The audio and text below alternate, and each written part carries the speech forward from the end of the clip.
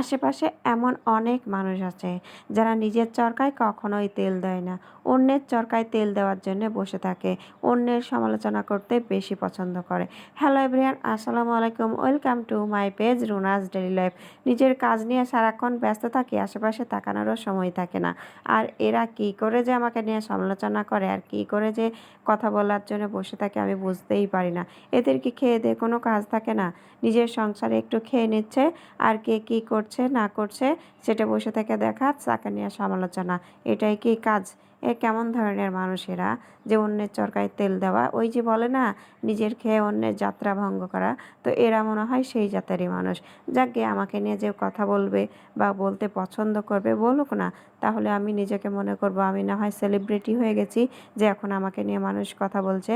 তো আমি আসলে কাউকে কষ্ট দেওয়ার জন্য কথাগুলো বললাম না। এমন অনেকেই আছে যারা আমাকে নিয়ে কথা বলতে অনেক বেশি ভালোবাসে। তো অবশ্যই আমাকে একটু সবাই বেশি করে ভালোবাসা দেবেন। আল্লাহ হাফেজ।